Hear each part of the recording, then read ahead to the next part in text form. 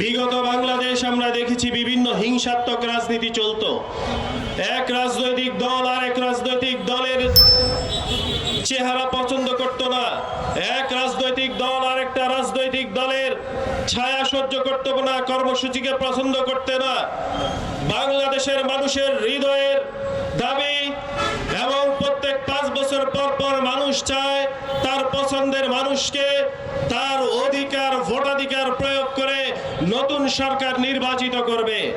কিন্তু বিগত 15টি বছর বাংলাদেশের মানুষ এই ভোটাধিকার প্রয়োগ করতে পারে নাই। আমরা আপনাদেরকে কথা দিচ্ছি, আল্লাহ রাব্বুল আলামিন যদি আমাদেরকে সরকার গঠন করার তৌফিক দান করে, বাংলাদেশে প্রতি 5 বছর যাবে নতুন সরকার নির্বাচিত হবে, ফ্রি এন্ড ফেয়ার নির্বাচন হবে। এই রকম ভাবে আমরা নির্বাচন কমিশনকে ঢেলে সাজাবো, যেন বাংলাদেশের কোন মানুষকে মাঠে গিয়ে আন্দোলন করতে না হয়, মিছিল করতে না হয়। স্বাভাবিক প্রক্রিয়ায় 5 বছর যাবে, নির্বাচন হবে, মানুষের পছন্দের মানুষ নির্বাচিত হবে। সংগ্রামী ভাই বন্ধুরা, আজকে এখানে যারা আছেন অনেকের সাথে আমার দিনাজপুর জেলখানায় সাক্ষাৎ হয়েছিল।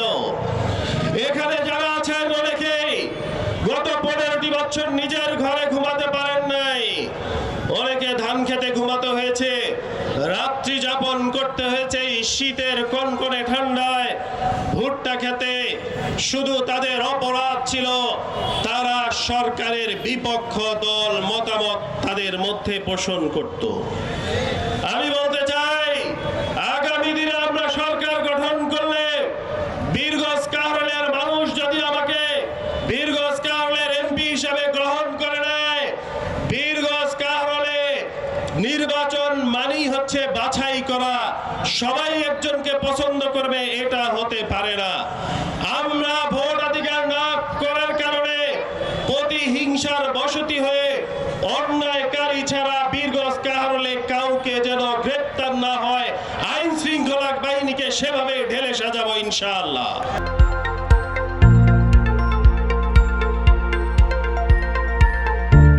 দিনাজপুর টিভি মানুষের জীবনের কথা বলে।